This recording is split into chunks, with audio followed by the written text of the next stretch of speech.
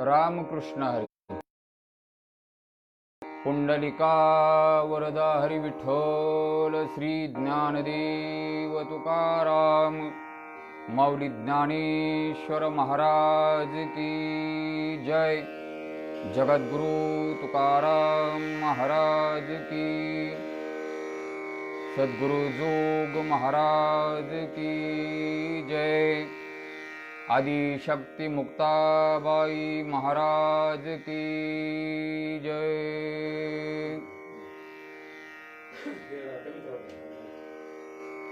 योग याग विधी येणे नोहे सिद्धी. वायाची उपाधी दंभधर्म. भावे विन देव न कळे निसंदेह. गुरुविन अनुभव कैसा कळे. तपेविन दैवत दिल्या विन प्राप्त. भुजेविन हित कोण सांगे.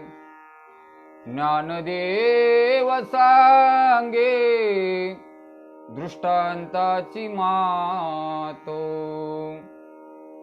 साधूची संगती तरुणोपाय.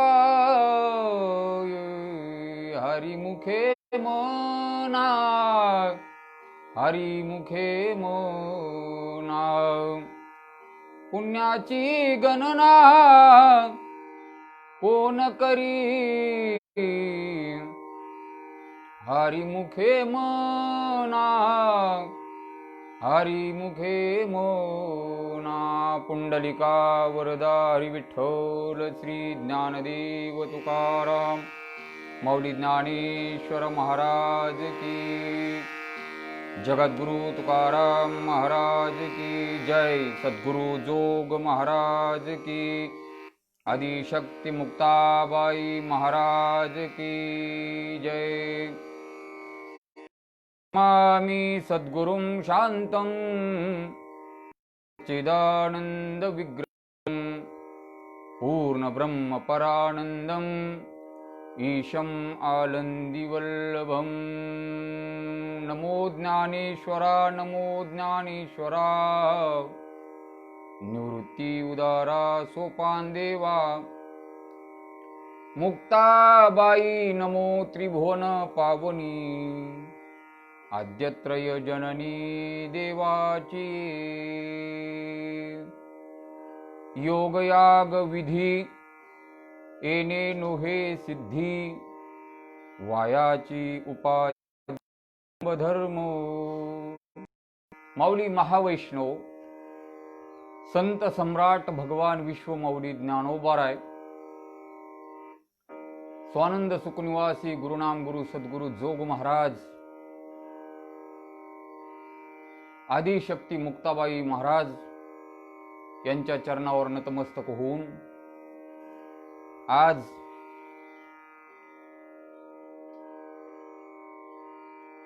या पावन पर्व काळावर पुरुषोत्तम मासामध्ये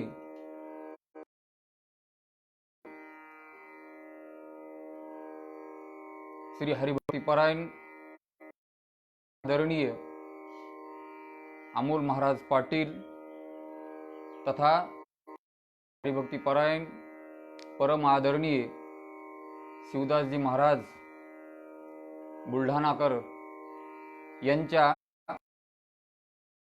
खेळीमिळी या आध्यात्मिक फेसबुक पेजवर योग भगवान विश्व जगद्गुरु तुकोबाराय आदिशक्ती मुक्ताबाई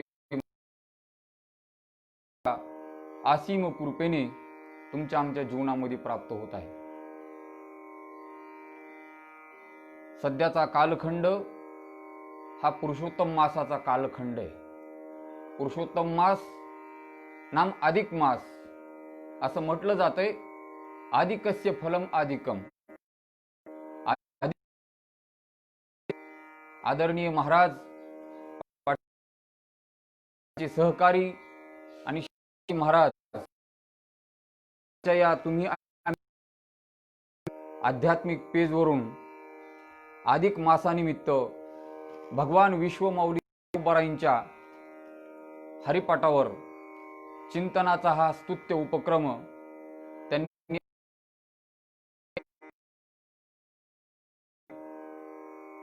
चिंतन रूपी सेवा माझ्याकडे त्यांनी सोपवलेली आहे। आजचा 5वा दिवस आणि हरिपाठावर कर्मशः चिंतन करत असताना ज्ञानोबारायांचा अभंग काचा योग याग विधी येणे नोहे हा अभंग माझ्याकडे चिंतनासाठी आलेला आहे। तुम्ही सर्व भाविक मंडळी म्हणाव का अदृश्य भाविक मंडळी म्हणाव, हे विशेषतः सांगता येण्यास माझ्या समोर या ठिकाणी उपस्थित असणारे हरिभक्तीपरायण गोविंदरावजी लटपट,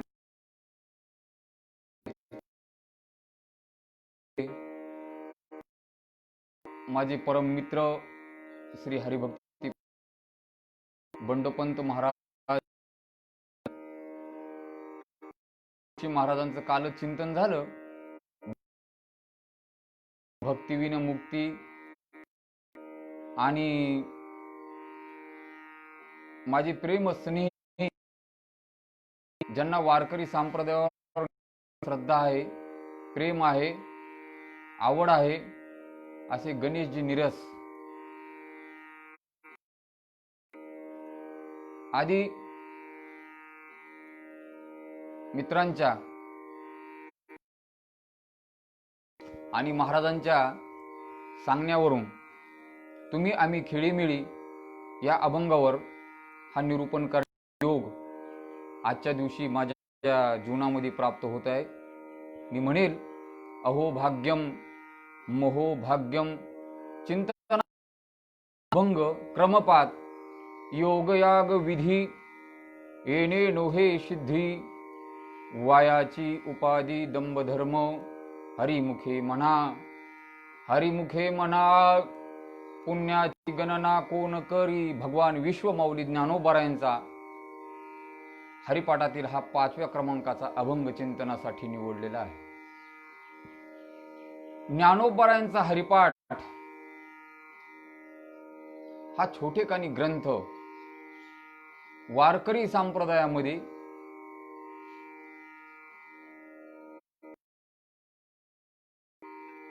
हरिपाठ वारकरींची संध्या म्हणजे हरिपाठ ग्रंथ आहे। प्रातस्मरण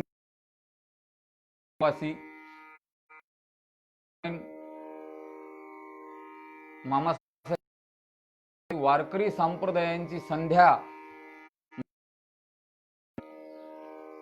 ज्या व्यक्तीला हरिपाठ पाठ नाही तो वारकरी नाही, असे मामासाहेबांचे शब्द आहेत। या ग्रंथावर मला जास्त हरिपाठ अगदी हरिपाठ अभंग असती 27 बर का। हरिपाठामध्ये हे छोटेखानी काव्य ज्ञानोबारायांचं अभंग जरी 27 असले याचा अर्थ विषय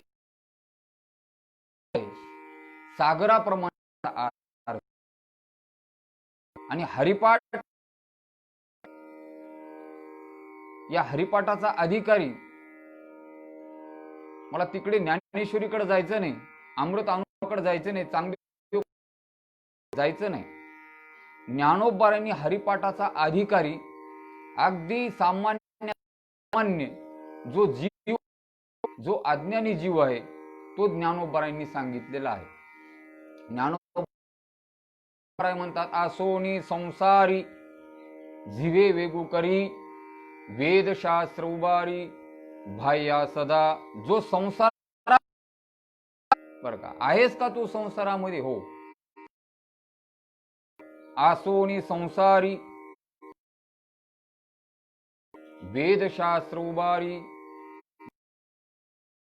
हे म्हणा, हरी म्हणा, पुण्याची गणना कोण सांगत असतो.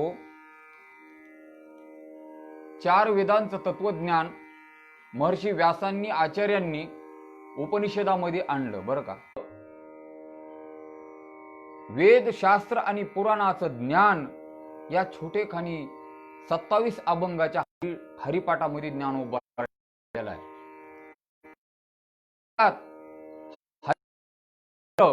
अल्पाक्षरम असक दिग्धम सारवत विश्वतो मुखम असतो भमन मध्यंच सूत्रम सूत्र विदुः. जसं आचार्य म्हणतात, हरिपाठाची अक्षरे ही थोडीशी आहेत दिसायला, 27 अभंग आहेत, परंतु या 27 अभंगामध्ये वेद, 6 शास्त्र आणि 18 पुराण याचं चिंतन माझ्या ज्ञानोबारायांनी केलेलं आहे. जसं ज्ञानोबाराय ज्ञानेश्वरीमध्ये म्हणतात, ना तरी बिंब तरी बचके एवढे प्रकाशाशी त्रिभुवन थोकडे. ज्ञानोबारायांची भूमिका आहे. ज्ञानोबाराय म्हणतात, हो सूर्य थोडा आहे बचके, परंतु जर सूर्य उगवला, हरिपाठामध्ये 10 उपनिषद आलेले आहेत. थोडंसं हरिपाठाच्या भूमिकेमध्ये मी बोलल. ज्ञानोबाराय या हरिपाठाचं चिंतन करत असताना थोडंसं लक्षपूर्वक जर पाहिलं तर तुमच्या ध्यानात येईल, हरिपाठ हा शब्द ज्ञानोबारायांनी हरिपाठामध्ये 10 वेळेस वापरलेला आहे, आयोजित केलेला आहे, नियोजन केलेलं आहे हरिपाठ या शब्दाचं. तुम्ही म्हणाल कसं हो महाराज?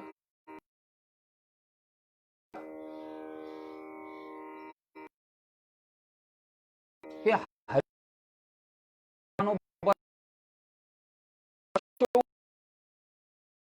होणार नाही. तुम्हाला उदाहरणार्थ सांगतो, नित्य सत्यामित हरिपाठ जासी यामध्ये हरिपाठ वापरलेला आहे. कळीकाळ त्याशी न पाहे दृष्टी. ज्ञानोबाराय म्हणतात, ज्या नित्य साधना आहे, उपासना आहे, त्या साधकाकडे कळीकाळ डोकावून पाहत नाही. नित्य सत्यामित कळीकाळ त्याशी न पाहे दृष्टी. चला पुढच्या अभंगामध्ये अजून एका ठिकाणी ज्ञानोबाराय म्हणतात, ज्ञानदेवा चित्ती हरिपाठ नेबा मागलिया जन्मा मुक्त झालो. अजून ज्ञानोबाराय म्हणतात, हरिपाठ कीर्ती मुखी जरी गावे पवित्रची होय देह त्याचा. जीवनामध्ये जर हरिपाठाचं परम प्रयोजन काय आहे तर हरिमुखे म्हणा, हरिमुखे म्हणा, पुण्याची गणना कोण करी. ज्ञानोबाराय प्रयोजन हरिमुखे म्हणा, पुण्याची गणना कोण कर. प्रमुख प्रयोजन आहे. असा हा छोटेखानी असणारा हरिपाठ अर्थाच्या दृष्टीने, ज्ञान, भक्तीच्या दृष्टीने, उपासनेच्या दृष्टीने, कर्माच्या दृष्टीने विशाल आहे. हरिपाठाचा ठाव घेणं भल्या भल्या विद्वानांना जमलेलं नाही. दिसायला जरी छोटा दिसत असला तर कसं आपण म्हणतो, मूर्ती लहान परंतु कीर्ती महान. बरं का, ज्ञानोबारायांनी ज्ञानेश्वरी शांती परिस्नेया योग्य होती ते चांगदेव 65 अष्टांग योगासाठी लिहिली, बरोबर आहे. अमृता अनुभव जे मुक्त आहेत सिद्ध महात्मे त्यांच्यासाठी लिहिला.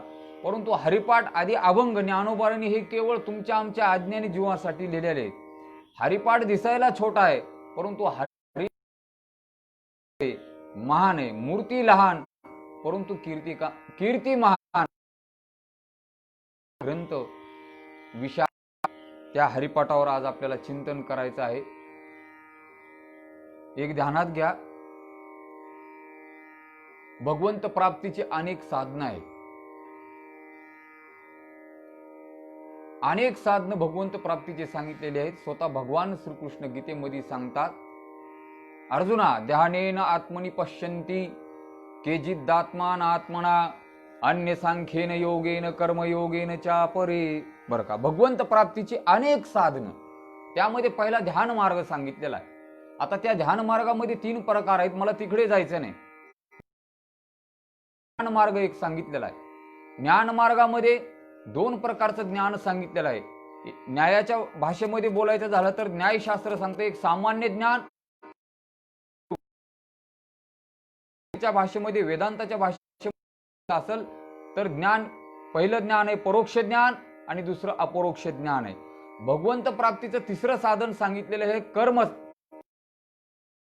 कर्म मार्ग सांगितलेला आहे. त्या कर्मामध्ये 2 प्रकार केलेले की विहित कर्म आणि दुसरं निषिद्ध कर्म. विहितामध्ये परत 4 कर्म केलेले आहेत, मला त्याचा ओहापोह करायचा नाही. भगवंत प्राप्तीचा अजून एक साधन सांगितलं उपासना. उपासनेमध्ये 2-3 भूमिका मांडलेल्या आहेत, तिकडे पण मला जायचं नाही. भगवंत प्राप्तीचा अजून एक साधन सांगितलं ते म्हणजे योग मार्ग. आणि योग मार्ग हा अष्टांग योग आहे. भगवंत प्राप्तीचं साधन योग मार्ग हा अष्टांग योग आहे. अष्टांग योग, त्या अष्टांग योगामध्ये महर्षी पतंजली वर्णन करताना म्हणतात आणि त्यांनी एक सूत्र मांडलेलं आहे, योगा चित्त वृत्ती निरोधहा. बरं का, चित्त वृत्तीचा निरोध करणे म्हणजे वृत्तीची स्थिरता, वृत्तीचा लय करणे, याला योग म्हटलेला आहे. आता त्यामध्ये 8 प्रकारचे अंग सांगितलेले आहेत. यम आहे, नियम आहे, प्रत्याहार आहे, ध्यान आहे, धारणा आहे आणि समाधी हे 8वं अंग. समाधीमध्येही 2 प्रकार सांगितलेले आहेत. जर जाणकार मंडळी असतात समाधीचे 2 प्रकार सांगितलेले आहेत. स्वामी केलेली आहे, ज्यांनी पंचदशी सोडवलेली आहे त्यांच्या ध्यानामध्ये येईल की पंचदशीकार विद्यारण्य स्वामी समाधीचे 2 प्रकार सांगतात.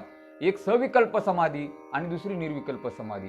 ज्ञानोबरायांची जी समाधी आहे, ज्याला आम्ही संजीवन समाधी म्हणतो, ही निर्विकल्प समाधी आहे. ज्ञानदेव घेतले दान हृदयी धरुनिया ध्यान समाधी बैसला निर्वाण कथा कीर्तन करीतो, ही निर्विकल्प समाधी आहे.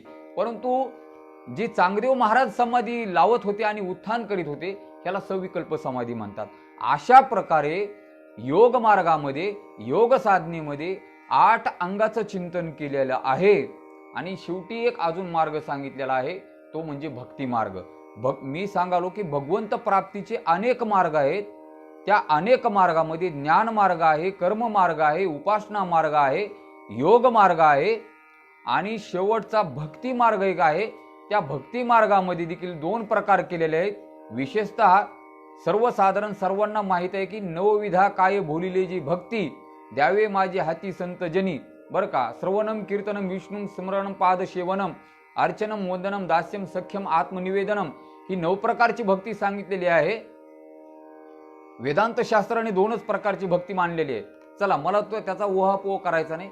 माझ्या सांगण्याचा हेतू एवढाच आहे की भगवंत प्राप्तीचे अनेक मार्ग सांगितले आणि त्या अनेक मार्गाने जरी तुम्ही तर स्थान हे सर्व पर्यंत घेऊन निश्चित, कारण भगवान म्हणतात कर्मण्य भिरतास संसिद्धिम लभते नरह. बरं का, प्रत्येकाने आपलं जर कर्म केलं तर ते कर्म त्या साधकाला आपल्या साध्यापर्यंत निश्चित घेऊन जातं, ते साध्य प्राप्त करून देतं. उदाहरण ज्ञानोबरांनी त्या ठिकाणी जनक महाराजांचं दिलेलं आहे. असे सर्व साधने भगवंताची प्राप्ती करून असताना ज्ञानोबरा हरिपाठाच्या या 5व्या अभंगामध्ये म्हणतात की योग याग विधी येणे नोहे सिद्धी. योगाने, यागाने, विधीने भगवंत प्राप्ती होत नाही, म्हणजे सिद्धी प्राप्त होत नाही. ही ज्ञानोबरायांची भूमिका आहे. ही भूमिका तुमच्या आमच्या डोक्यामध्ये येण्यासाठी मी या सर्व मार्गांचा ओहापोह या ठिकाणी केलेला आहे. ज्ञानोबराय म्हणतात योगाने, यागाने, या विधीने सिद्धी प्राप्त होत नाही. मग शंका निर्माण होते की भगवंतांनी सांगितलं की या सर्व मार्गाने जरी साधक गेला तर तो आपल्या साध्यापर्यंत निश्चित जाऊन प्राप्त होतो, तर या ठिकाणी की योग केल्याने, याग केल्याने सिद्धी जीवनामध्ये प्राप्त होत नाही, याचं कारण काय? अशी शंका साहजिक आहे उत्पन्न कारण तुम्ही आम्ही चिंतन करणारी मंडळी आहात. तर सर्वप्रथम मला असं मांडायचंय की मूलतः योग हा योग जो म्हटलेला आहे ते योगाचं थोडंसं आपण विस्तारानं चिंतन पाहू. योग कशाला म्हणतात बरं का. युज या धातूपासून योग शब्दाची उत्पत्ती होती. मला तिकडं पण जायचं नाही. पतंजलींनी सांगितलं, पतंजली पाणींनी सांगितलेला योग, योगाश्चित्त वृत्ती निरोधा, हे त्यांनी सूत्र मांडलेलं आहे. त्या चित्तामध्ये 4 प्रकारच्या वृत्ती आहेत. मन, बुद्धी, चित्त आणि अहंकार ह्या 4 वृत्ती आहेत. या 4ही वृत्तीचा लय, एकाग्रता करणे याला योग म्हटलेला आहे बरं का. याला अष्टांग योग म्हणतात. मग अष्टांग योग म्हणजे तरी काय, या अष्टांग योगाचे मूळ पुरुष कोण आहेत, तर भगवान शंकर आहेत. शंकरापासून ही वारकरी भूतलावर काही वावगं होणार नाही. कारण योगाचे मूळ पुरुष आहेत ते भगवान. ज्ञानोबराय स्पष्ट भूमिका मांडतात. ज्ञानोबराय म्हणतात, जेत प्रवृत्ती तरुच्या बुडी, दिसती निवृत्ती फळाच्या कोडी बर का.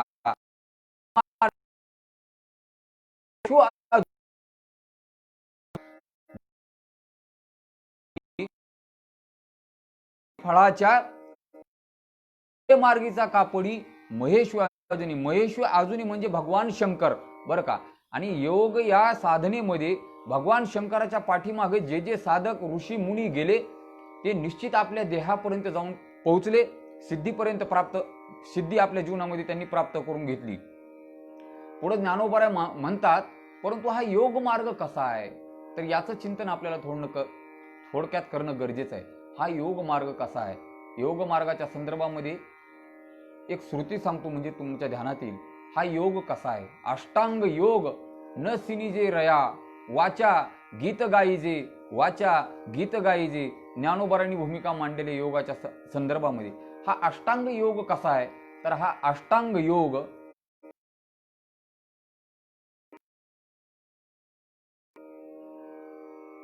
दुरत्यया याप्रमाणे हा अष्टांग योग आहे. एखाद्या तलवारीच्या पातेच्या धारेवर जसं चालणं कठीण आहे त्याप्रमाणे हा योग साधकाच्या जीवनामध्ये कठीण आहे. कठीण मी म्हणत नाही. ज्ञानोबराय स्वतः 12व्या अध्यायामध्ये याचं चिंतन करताना म्हणतात, क्लेशो धिकत रस्ते श्याम, मव्यक्ता सक्त चेतसाम, अव्यक्ता ही गतिर दुःखम, देहवद्भिर वाप्यते. ज्ञानोबराय म्हणतात, योगाचे वाटा जे निघाले गा सुबटा, तया दुखाचीच वाटा भागा आला बरं का. पाही पहा लोहाची चनी, जे बोचरिया पडती खाणे, ते पोट भरणी की प्राणी शुद्धी म्हणू बरं का. योग अत्यंत कठीण आहे. सर्वसामान्य लोकांना योग साधणं अशक्य आहे. अशक्य. योगामध्ये युक्त आहार विहार, नेम इंद्रियाची सार, नसावी वासर निद्रा बहु. योगामध्ये आहार युक्त लागतो, विहार युक्त लागतो. युक्त आहार विहार, नेम इंद्रियाची सार, नसावी वासर निद्रा बहु. असा हा योग अत्यंत कठीण आहे. शूरस्य धारा दुरत्यया या ज्ञानाने अष्टांग योग अत्यंत कठीण आहे साधकांच्या जीवनामध्ये.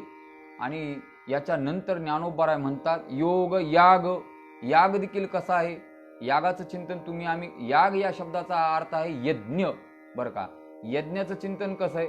यज्ञ हा अत्यंत सूक्ष्म आहे, कारण हे कर्मकांडाचा विचार आहे. यज्ञ, आता यज्ञ जी मंडळी करणारी आहेत बरं का, याच्यामध्ये असं आहे, मंत्र चळे थोडा तरी धडची होय वेडा.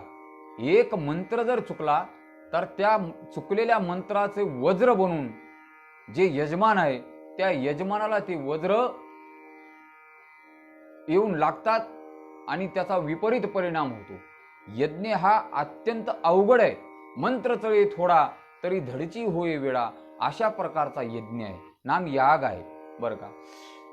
असे अनेक जरी साधन असले तर ज्ञानोबराय म्हणतात, काल युग परत्वे ही साधने अत्यंत कठीण आहेत. साधकाला करण्यासाठी योग कठीण आहे, याग कठीण आहे, तप कठीण आहे.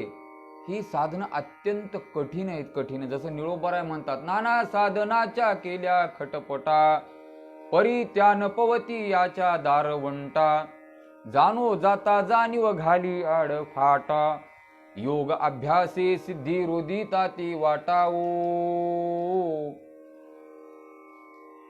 नाना साधनाच्या केल्या खटपटा. बर का, निळोबाराय म्हणतात, नाना साधनाच्या केल्या खटपटा, नाना साधनाच्या केल्या खटपटा. अनेक जरी साधन असले तर योग अभ्यासे सिद्धी रोदिता ती वाटाओ. यज्ञ यागे स्वर्ग भोग आड येती, करिता तपे काम क्रोध खवळती, नित्या नित्य ज्ञाने अभिमान वाढवीती, करिता तीर्थातने अहंकाराची प्राप्ती वो, जपता मंत्र बीजेची चळची घाली घाला, करिता दान धर्म पुढे भोगवितो फळा, सोवळे मिरविता विधी निषेधा गळा, आता हेची धनीवरी द्याऊ त्याला ओ. निळोबाराय म्हणतात, नाना साधनाच्या केल्या खटपटा, परी त्यान पवती याच्या दारवंटा, जाणो जाता जाणीव घाली आडफाटा, योग अभ्यासे सिद्धी रुदिता ती वाटाओ. योग ही साधना, याग ही साधना, तप ही साधना, अत्यंत सुरस्य धारा दुरत्यया या ज्ञायाला अनुसरून असणारी कठीण साधना आहे, कठीण. बर का, योग योग तुकोबाराय म्हणतात, योगाच्या संदर्भामध्ये तुकोबाराय म्हणतात, योग हो बोल बोलता वाटे सोपे, करणी करिता टीर कापे. बोलणं सोपं आहे बर का, परंतु करणं अत्यंत अवघड आहे. याग बोलणं सोपं आहे, यज्ञ बोलणं सोपं आहे, परंतु करणं अत्यंत अवघड आहे. करणी करिता टीर कापे, नव्हे वैराग्य सोपारी, मज बोलता न वाटे खरे रे. तुकोबारायांची भूमिका आहे, वाचेन बोलणं हे सोपं आहे महाराज, परंतु योग करणं अत्यंत अवघड आहे. म्हणून या ठिकाणी ज्ञानोबाराय म्हणतात, भगवंत प्राप्तीची अनेक जरी साधने असली बर का, तरी योग याग विधी हो योगाने यागाने जीवनामध्ये सिद्धी नाम साध्य प्राप्त होत नाही. एने नोहे सिद्धी, हे केवळ योग यागादी साधने, वायाची उपाधी, दंभ धर्म, मी याज्ञिक आहे, मी योगी आहे, हे तुमच्या आमच्या अंतकरणामध्ये केवळ दंभ वाढवणारे साधना आहे. मग तुम्ही म्हणाल माऊली, योग याग विधी येणे नव्हे सिद्धी, वायाची उपाधी दंभ धर्म, हो तर मग भगवंत प्राप्तीसाठी साधन कोणतं आहे? तर ज्ञानोबाराय भगवंत प्राप्तीचं साधन सांगतात. वायाची उपाधी दंभ धर्म, ते साधन ज्ञानोबारायांनी अभंगाच्या दुसऱ्या चरणामध्ये सांगितलं. ज्ञानोबाराय म्हणतात, भावेवी न देवो न कळे संदेह, गुरुवीन अनुभव कैसा कळे, कैसा कळे, हारी मुखे मना, हारी मुखे मना, भावेवीन दैवत बरं का, दिधल्या विन प्राप्त, गुजेविन हित कोण सांगे. ज्ञानोबाराय म्हणतात, जीवनामध्ये भगवंत प्राप्ती सिद्धी जर प्राप्ती करून घ्यायची असेल तर तुमच्या आमच्या जीवनामध्ये भाव पाहिजे. भाव एक ध्यानात घ्या, सर्व जाणकार मंडळी आहात, भावाशिवाय परमार्थ क्षेत्रामध्ये प्रगती होऊ शकत नाही. जीवनामध्ये भाव लागतो, भाव. तुकोबाराय तर स्पष्ट सांगतात, काही न लगे एक भावची कारण, तुका म्हणे आन विठोबाची, तस्मात भाव ही कारण. भगवंत प्राप्तीसाठी जीवनामध्ये साधनाच्या द्वारे सिद्ध होण्यासाठी तुमच्या अंतःकरणामध्ये भाव असणं गरजेचं आहे. आणि तो भाव कसा पाहिजे? तर तो भाव शुद्ध पाहिजे, शुद्ध. थोडंसं मी बोलल, तो भाव कसा पाहिजे? भाव कसाही असून चालत नाही. हो, तो भाव शुद्ध पाहिजे. कारण आमच्या आदिशक्ती मुक्ताबाई महाराज म्हणतात ताटीच्या प्रकरणामध्ये जीवनामध्ये भाव शुद्ध पाहिजे. शुद्ध ज्याचा भाव झाला दुरी नाही देव त्याला. दुरी नाही देव त्याला. दुरी नाही देव त्याला. शुद्ध ज्याचा भाव झाला दुरी नाही देव त्याला. अवघे साधने हटवटी मोले मिळत नाही हटी. ताटीच्या प्रसंगामध्ये आदिशक्ती मुक्ताबाई महाराजांनी भगवान विश्वमाऊली ज्ञानोबारायांना जो उपदेश केला तो खऱ्या अर्थाने पाहण्यासारखा आहे. ज्ञानोबारायांच्या जीवनामधला हा प्रसंग विलक्षण आहे महाराज. ज्ञानोबाराय, निवृत्तीनाथ दादा, सोपान काका आणि छोटीशी मुक्ताबाई या मंडळींचं जीवन विशाल आहे, विशाल. मुक्ताबाईंनी अधिक मास चालू आहे, अंतःकरणामध्ये इच्छा झाली, ज्ञानदादा हो, अरे धोंड्याचा मास आहे, अधिक मास आहे, आई बाबा पण नाहीत हो, परंतु माझी आंतरिक इच्छा आहे की माझ्या भावांना म्हणजे निवृत्तीनाथ दादा, सोपान काका आणि तुला गोडधोड मांडे खाऊ घालावेत अशी माझी आंतरिक इच्छा आहे, असे मुक्ताबाईंनी ज्ञानोबारायांकडे आपलं मनोगत व्यक्त केलं.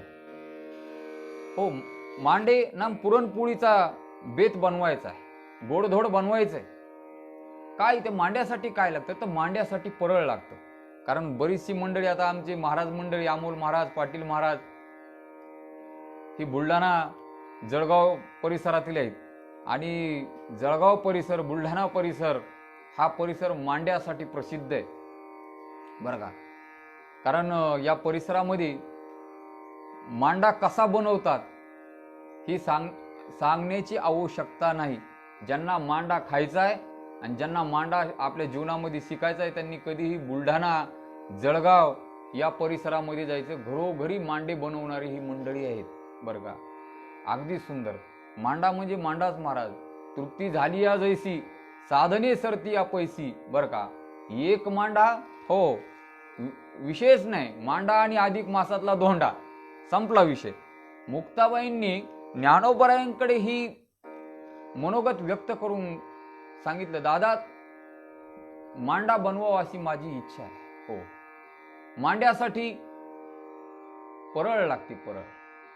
परळ म्हणजे आपल्या खापराचा असेल बरं का, तव्याप्रमाणे हो. आणि ज्ञानोबाराय मुक्ताईंचं मनोगत पूर्ण करण्यासाठी सिद्धेबेटातून आळंदीमध्ये गेले महाराज. ही चारही भावंडे सिद्धेबेटामध्ये वास्तव्याला होती. एका पर्णकुटीमध्ये ज्ञानोबारांनी 5 घरे कोरांना भिक्षा मागितली हो आणि परत निघाले. तर वाटेमध्ये विसोबा चाटी यांची भेट झाली, माऊलींची आणि विसोबा चाट्यांची. विसोबा चाट्यांनी ज्ञानोबाराने विचारलं, कोण? हो, ज्ञानदेव. कुठे गेलता? काका भिक्षा मागण्यासाठी गेलो होतो. मुक्ताईची इच्छा आहे की आम्हा भावांना गोडधोड काहीतरी करून घालावं. भिक्षा? हो. अरे तुम्ही संन्यासाची मुलं आणि भिक्षा मागता? हो.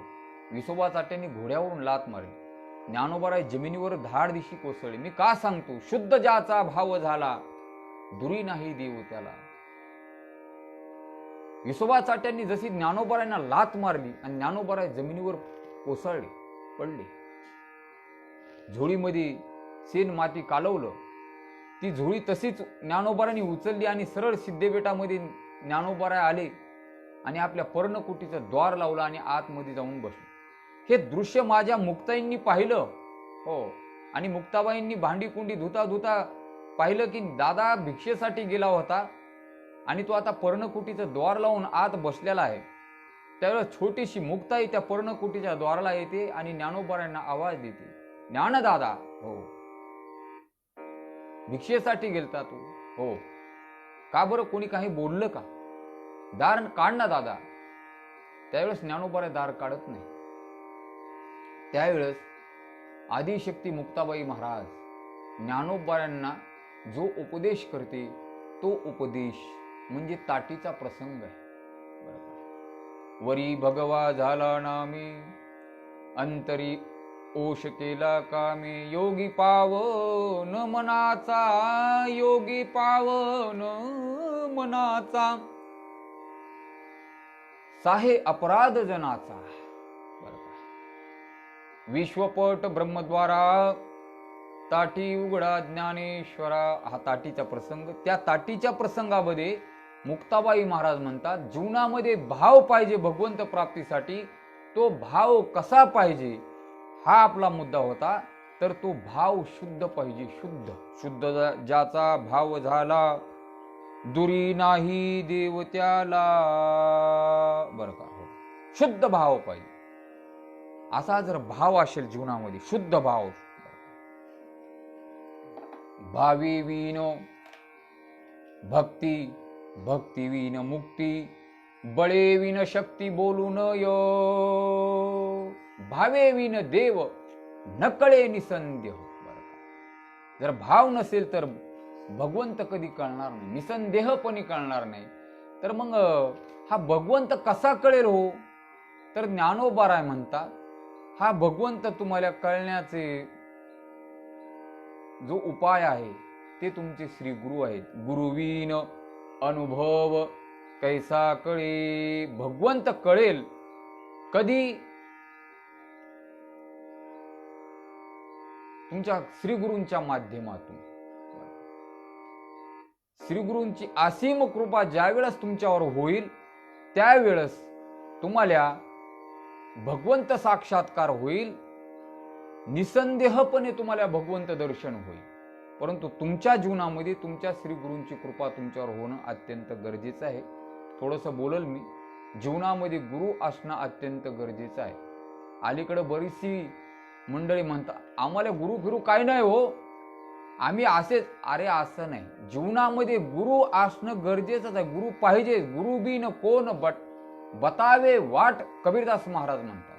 गुरुशिवाय तुम्हाला आम्हाला कोणीही मार्गदर्शन, व्यवस्थित मार्गदर्शन करू शकत नाही. बरं का? जीवनामध्ये गुरु महत्वाचा आहे. ज्ञानोबा जसं म्हणतात, गुरु दाविलिया वाटा येऊनी विवेक तीर्थ तठा. ज्ञानोबा म्हणतात, गुरु दाविलिया वाटा. गुरूंनी जी वाट तुम्हाला आम्हाला दाखवली त्या वाटेने गेल्याच्या नंतर निश्चित साधक आपल्या साध्यापर्यंत जाऊन पोहोचतो. यात शंका घेण्याचं काही कारण नाही. गुरुविन अनुभव कैसा कळे. बरं का? त्या गुरुशिवाय तुमच्या आमच्या जीवनामध्ये अनुभव कसा येणार? गुरु शिष्याचे अनेक दृष्टांत आध्यात्मिक क्षेत्रामध्ये सांगितलेले आहेत. द्रोणाचार्य असतील, एकलव्य असतील. मला तिकडे त्याचा उहापोह करायचा नाही. जर भगवंत प्राप्ती करून घ्यायची असेल तर तुमच्या आमच्या जीवनामध्ये शुद्ध भाव पाहिजे आणि आपल्या जीवनामध्ये गुरूंची कृपा पाहिजे. बरं का? भावेविन देव नकळे निसंदेह, गुरुविन अनुभव कैसा कळे.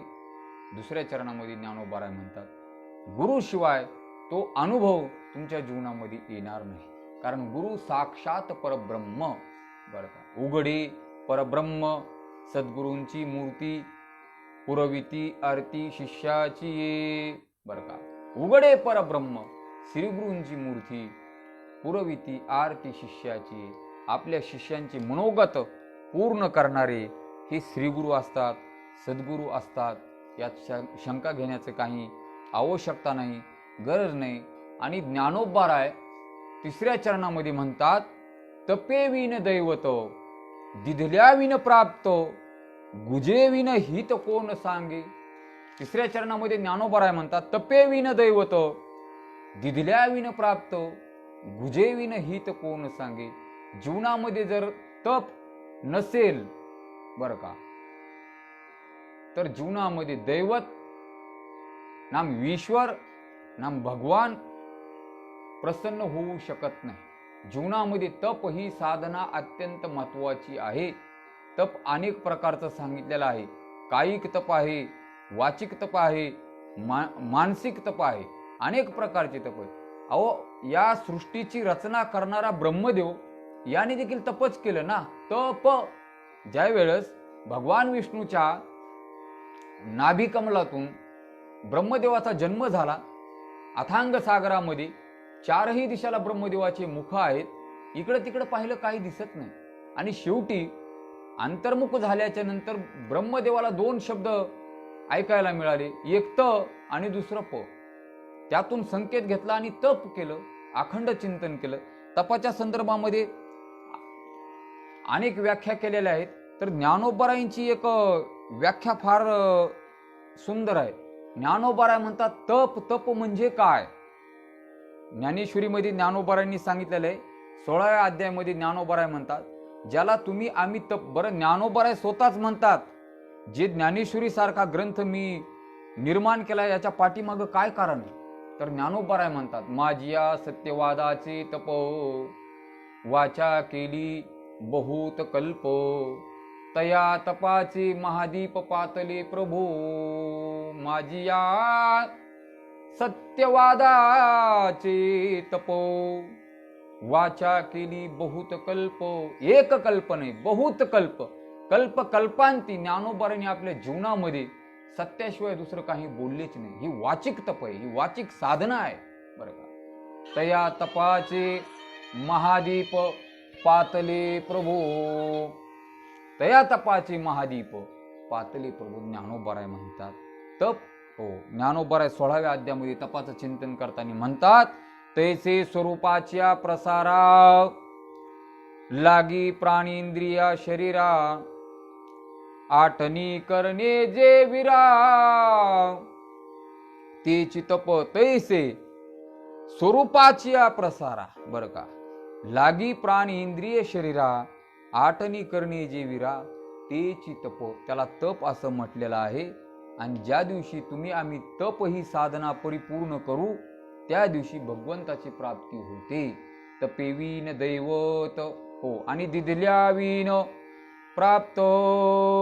ज्ञानोबाराय म्हणतात, दिल्याशिवाय काही प्राप्त होत नाही. दिल्याशिवाय, दिल्याविन प्राप्त. जीवनामध्ये सहजासहजी प्राप्ती होत नाही, बरं का. काहीतरी द्यावं लागतं. वेदांत शास्त्रामध्ये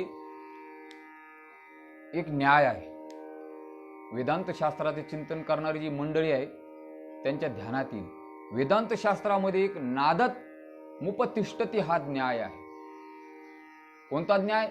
नादत मुपतिष्ठती हा न्याय आहे. म्हणजे दिल्याशिवाय काही प्राप्त मिळत नाही. प्रसिद्ध वाक्य आहे, देसी तेव्हा घेसी. नामदेव महाराज म्हणतात, ऐसा अससी उद्धार. जोपर्यंत तुम्ही आम्ही भगवंताला काही देणार नाहीत, बरं का, तोपर्यंत तो तुम्हाला आम्हाला काही देणार नाही. देसी तेव्हा घेसी, ऐसा अससी उद्धार. याचं थोडंसं चिंतन तुम्हाला आम्हाला जर करायचं असेल तर महाभारतामध्ये तसे अनेक दृष्टांत आहेत, परंतु एक दृष्टांताला टच करून जातो. घेसी तेव्हा देसी, ऐसा अससी उदार. महाभारतामध्ये द्रौपदीचा दृष्टांत सर्वांना ज्ञात आहे, बरं का. द्रौपदी पांडवांची धर्मपत्नी आणि भगवान श्रीकृष्णाची मानलेली बहीण. हा दृष्टांत जवळजवळ सर्वांना पाहते, परंतु देसी तेव्हा घेसी, दिल्याविन प्राप्त याच्या संदर्भामध्ये बोलायचंय, म्हणून मला थोडासा टच करणं गरजेचं आहे. हस्तिनापूरला ज्यावेळेस भरसभेमध्ये द्रौपदीला दुःशासनाने केस धरून भरसभेमध्ये ओढत आणलं, बरं का. द्रौपदीने आपले जे पती आहेत, धर्मराज, युधिष्ठिर, अर्जुन, नकुल, सहदेव, भीम, या 5ही जणांकडे पाहिलं. या सर्वांनी माना खाली घातल्या. शेवटी भीष्माचार्य, द्रोणाचार्य, कृपाचार्य यांच्याकडे पाहिलं. यांनीही माना खाली घातल्या. आणि अशा अवस्थेमध्ये द्रौपदीला दुःशासन ओढत आहे, बरं का, वस्त्रहरण करत आहे. द्रौपदीने विचार केला, कारण मी एका वस्त्रात असणारी नारी आहे आणि या भयानक संकटातून मला कोण सोडवेल. त्यावेळेस आर्त हाक मारली द्रौपदीने. कोणाला?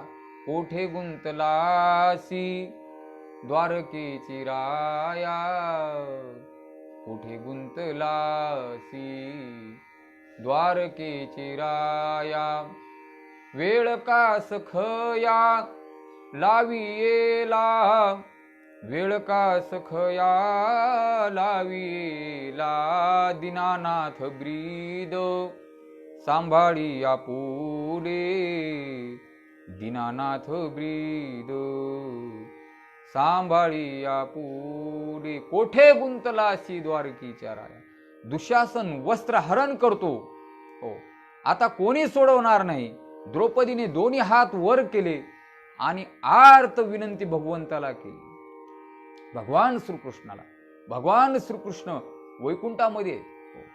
काही क्षणामध्ये भगवान निघाले, द्वारकेला गेले. हो, आणि द्वारकेवरून विलंब न करता भगवंतांनी साड्या पुरवल्या नाहीत महाराज. बरं का, आमचे गुरुजी वैकुंठवासी मृदंग महर्षी वैद्य बाबा नेहमी दृष्टांत सांगायचे.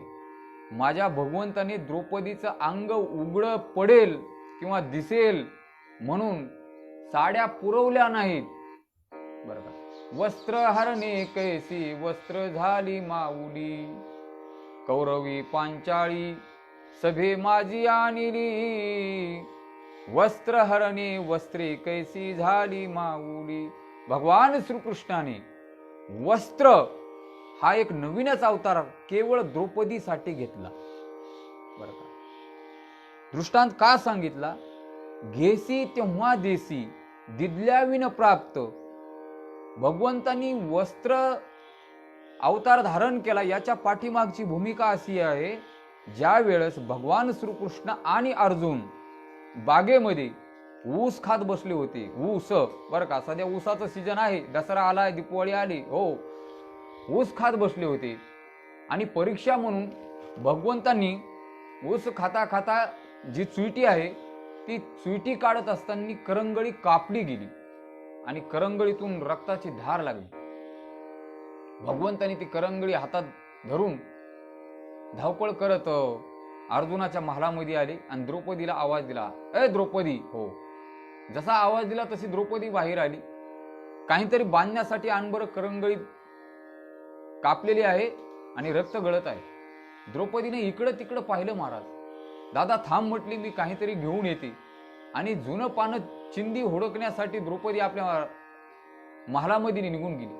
परंतु ज्या वेळेस हे दृश्य द्रौपदीनं पाहिलं, द्रौपदीनं कुठलाही विचार न करता धावत पळत आली आणि कृष्णा, हो, अरे करंगळी कापली तुझी, रक्त जमिनीवर धार लागलेले सांडत आहे. आणि कुठलाही विचार न करता आपल्या अंगावर असणारी जी नवी कोरी पैठणी साडी, त्या पैठणी साडीचा पदर टार दिशा फाडला आणि भगवंताची करंगळी द्रौपदीने बांधली. बरं का, 2 बोटाच्या चिंधीसाठी भगवंतानी द्रौपदी ज्यावेळेस हस्तिनापुराच्या भरसभेमध्ये दुःशासनाने ओढत आणली, त्यावेळेस भगवंतानी वस्त्र अवतार धारण केला. माझा मुद्दा संपला. दिदल्या विन प्राप्ती. बरं का, घेसी तेव्हा देसी. भगवान स्वतः गीतेमध्ये सांगतात, ये यथा माम प्रपदन्ते तांस तथैव भजाम्यहम्. ये यथा माम, जे मला जसं भजतात मी तसा त्यांना भजतो. माझा विषय या ठिकाणी या चरणाच्या संदर्भामध्ये पूर्ण करतो. आणि पुढे ज्ञानोबा म्हणतात, बुजे विन हित कोण तपे विन दैवत, दिदल्या विन प्राप्त गुजे विन हित कोण सांगे. गुजे विन हित कोण सांगे. बरं का, गुजे विन हित कोण सांगे. गुज, आता किती नावा नावा गुज. ज्ञानोबा म्हणतात, अर्जुनाच्या संदर्भामध्ये भगवान म्हणतात, हे अर्जुना, आता किती नावा नावा गुज. आणि एक ध्यानात घ्या, गुज तुम्ही आम्ही ज्याच्यावर अत्यंत प्रेम असतं त्यालाच आपल्या मनातील काही गुज हितगुज तुम्ही आम्ही व्यतीत करीत असतो, सांगत असतो. बरं का, एक बोलू का? गुजेवीन हित कोण सांगे. भगवान श्रीकृष्णाचं अर्जुनावर अत्यंत प्रेम आणि या प्रेमाच्याच पोटी बरं का भगवान श्रीकृष्णाने अर्जुनाला कुरुक्षेत्रावर श्रीमद भगवद्गीता सांगितली. जी भगवद्गीता सर्व उपनिषदो गावो दोग्धा गोपाल नंदन हो, पार्थो वत्स सुधीर भोक्ता, दुग्धम गीतामृतम महत. सर्व उपनिषदाचे सार असणारी गीता भगवंतांनी अर्जुनालाच सांगितली, इतर कोणालाही सांगितली नाही. याच्या पाठीमाग गुजेविन हित कोण सांगे. भगवंतांनी स्वतःच्या आईला गीता सांगितली नाही बरं का, स्वतःच्या वडिलाला गीता सांगितली नाही, स्वतःच्या भावाला गीता सांगितली नाही बरं का. जेन सांगे माता देवकीसी, जेन सांगे पिता वसुदेवासी, जेन सांगे बंधू बळीभद्रासी, ते गुही अर्जुनीसी बोलता झाला गुजेविनहित बरं का. देवी लक्ष्मी एवढी जवळीक बरं. काय ज्ञानोबरायांच्या ओव्या आहेत, जीव ओवाळून टाका. ज्ञानोबराय म्हणतात, लक्ष्मी सारखी असणारी जवळीक नाम धर्मपत्नी. जगात असा कोणता व्यक्ती आहे का हो की एखादी गोष्ट आपल्या पत्नीला सांगणार नाही. आता अलीकडे तर कालाय तस्मय नमहा असंच आहे महाराज. पतीला सांगितल्याशिवाय आणि पत्नीचं ऐकल्याशिवाय काहीच होत नाही. परंतु भगवंतांनी आपली धर्मपत्नी लक्ष्मीला देखील गीता तत्वज्ञान सांगितलं नाही. देवी लक्ष्मी एवढी जवळीक.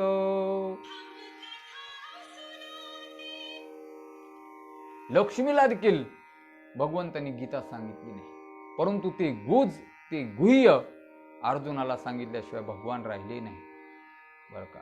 या जगदीश्वराचे प्रेम येत दिसतसे निरुपम, कैसे पार्थ येणे सर्वोत्तम पुण्य केले. ज्ञानोबराय म्हणतात, या जगदीश्वराचे प्रेम येत दिसतसे निरुपम, कैसे पार्थ येणे सर्वोत्तम पुण्य केले. असा असणार हितबूज जो आपला प्रिय व्यक्ती आहे, त्या व्यक्तीलाच आम्ही आपल्या मनातील गुज नाम माहिती नाम गोष्टी सांगत असतो. म्हणून या ठिकाणी ज्ञानोबराय म्हणतात, गुजेविन हित कोण सांगे बरं का.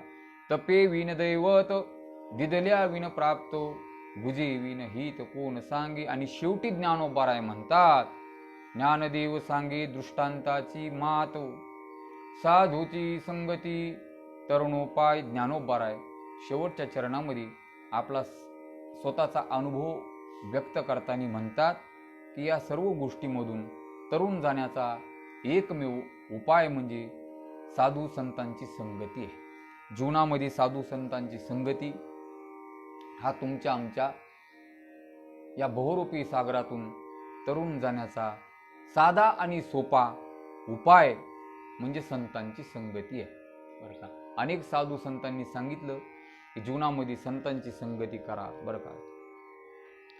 संत संगतीचे काय सांगू सुख, आपणा पारिके नाही तेथे साधू थोर जाना, साधू थोर जाना, साधू थोर जाना. इह लोकी किंवा कलियुगी जीवनामध्ये संतांची संगती अत्यंत महत्त्वाची.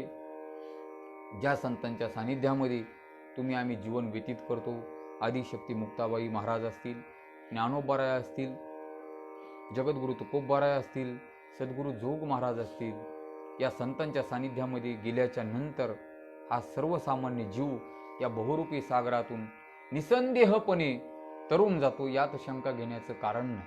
ज्ञानोबराय स्वतःचा अनुभव सांगतात बरं का. साधूची संगती तरुणोपाय, साधूच्या संगतीने या बहुरूपी सागरातून तरुण जाता येतं. हा बहुरूपी सागर कसा आहे थोडंसं चिंतन करतो, कारण आपला वेळ भरपूर झालेला आहे. असं हो जवळजवळ वेळ संपतच आलेला आहे, तरी पण थोडंसं एक 4-5 मिनिट मी तुमचे घेईल. जीवनामध्ये संतांची संगती ही जीवाला तरुणोपाय आहे. कारण हा बहुरूपी सागर कसा आहे याची भूमिका भगवंतांनी गीतेमध्ये मांडलेली आहे, ज्ञानोबरांनी ज्ञानेश्वरीमध्ये मांडलेली आहे बरं का. भगवान सांगतात, दैवी हेशा गुणमयी मम माया दुरत्यया, मामेव ये प्रपद्यन्ते माया मेताम तरंती ते बरं का. हो, मायेची पैलथडी न तरवे जीवा. ज्ञानोबराय म्हणतात, या मायारूपी सागरातून भवरूपी सागरातून तरुण जाणं स्वतःच्या क्षमतेवर स्वतःच्या ताकदीवर शक्य नाही, अशक्य आहे बरं का. सर्वसामान्य जीव जाऊ पण तसं विद्यारण्य स्वामी पंचदशीमध्ये म्हणतात बरं का. कारण हा जीव अनादी कालापासून या बहुरूपी सागरामध्ये सतत सारखा फिरत फिरत फिरत फिरत आलेला आहे बरं का, सारखा अनादी कालापासून.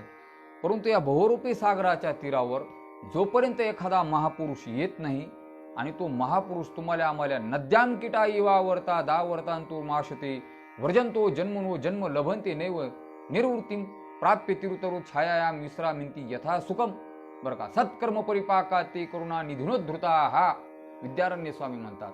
हे नदीचं रूपक केलेलं आहे. एखाद्या नदीमध्ये महापूर आल्याच्या नंतर एखादा किडा जसा वाहत जातो, गटांगळ्या खात खात खात पुढे जात असतो बरं का.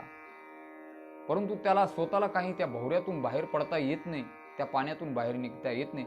परंतु त्याच नदीच्या काठावर भाग्यवशात सत्कर्म परिपाकात ते एखादा महापुरुष साधू संत जर आला आणि त्याने जर तुम्हाला आम्हाला अलगत उचलून विश्रांतीला बाहेर काढून जर ठेवलं तर तुम्ही आम्ही सहज करून जातो. सत्कर्म परिपाकात ते करुणा निधुनोद्धृता हा प्राप्य तिरुतरु छायायाम विश्रामिंती यथा सुखम. बस सुखे मी निजलोगा शून्य सारोनी तेथे त्रिकूट शिखरीगा दान मिळे आई ते बरं का.